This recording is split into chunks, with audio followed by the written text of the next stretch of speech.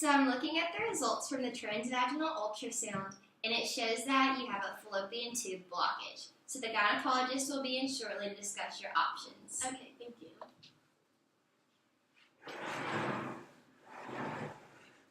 Hi, Logan. Hi. My name is Gilmore. I'm your gynecologist for today. Nice to meet you.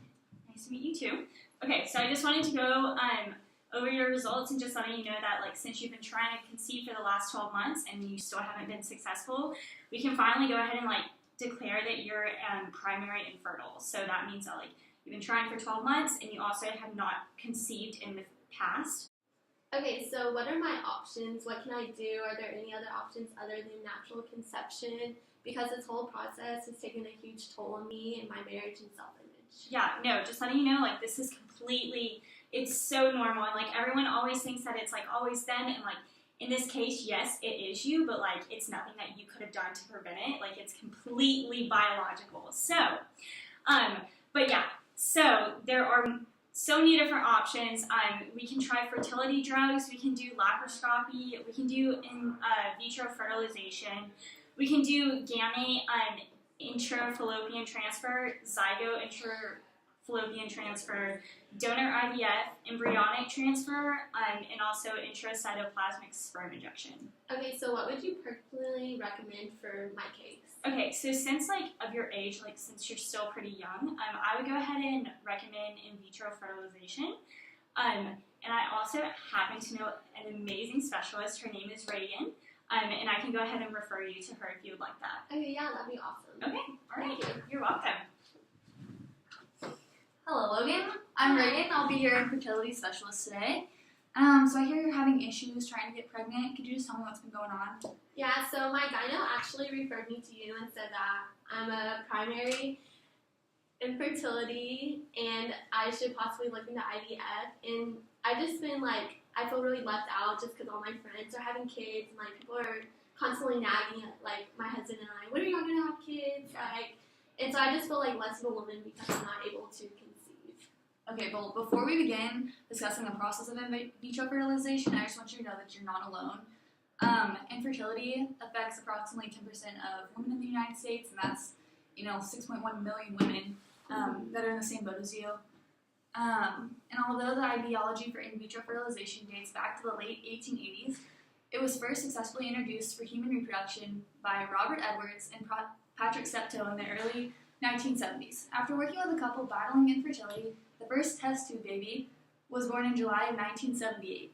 Moreover, since Edwards and Steptoe's initial success, over 3 million babies have been born as a result of IVF and other assisted reproductive technologies, and the technique has improved over time as well. This technique derives its name from the Latin phrase in vitro, meaning within the glass. It refers to the performance of a given procedure inside a controlled environment outside of a living organism. And generally, the success rate for this procedure is around 40%, so it's pretty high. Okay, this sounds like a really good option for me. I think it'll work out, and the success rate really makes me feel a lot better about the whole process. What does the procedure of IVF exactly look like? I've also heard some horror stories that I'm kind of skeptical about. And what are the side effects for IVF? Okay, so IVF is a 5-step process. The first step is stimulation, which stimulates ovaries to produce eggs. The second step is egg retrieval, where we go in and suction out eggs from the ovaries. The third is insemination and fertilization, which is the process of male sperm being mixed with the eggs to form an embryo. And then we go into the embryo culture step, where the embryo is checked and screened. And lastly, the embryo transfer, where the embryo is actually inserted into the womb. Oh wow, that's a lot. So my baby is literally made in a petri dish? Essentially, yeah. It's a test tube baby. But the side effects are pretty mild. Most women usually experience some kind of cramping, bloating, constipation, breast tenderness. But if any of those get out of control, just come see me and we'll get you good to go. Okay, thank you so much. I'll see you at my next appointment.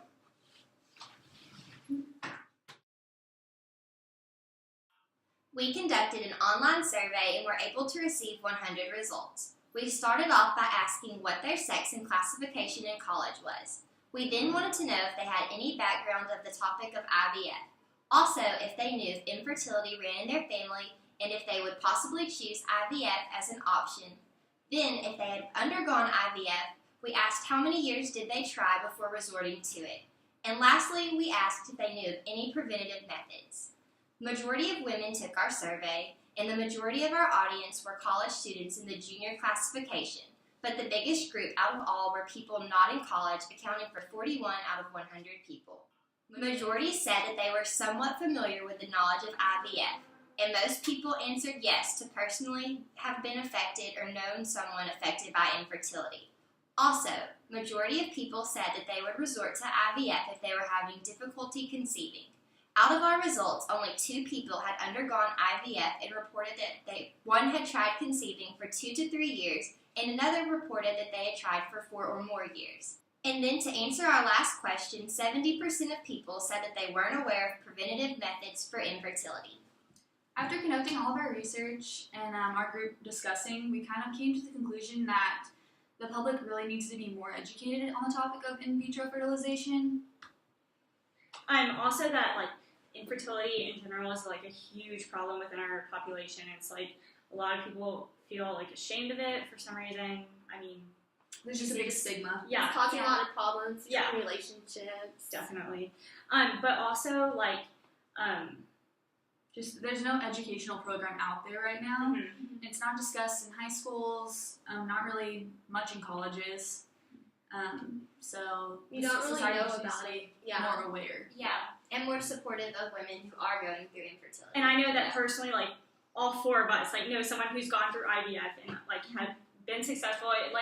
It does cost a lot of money, so that's definitely a barrier that comes along with doing IVF. But, like, because of its high success rate, like, I think we'll see it becoming more common within the future. So, yeah. Yay, Thanks. you.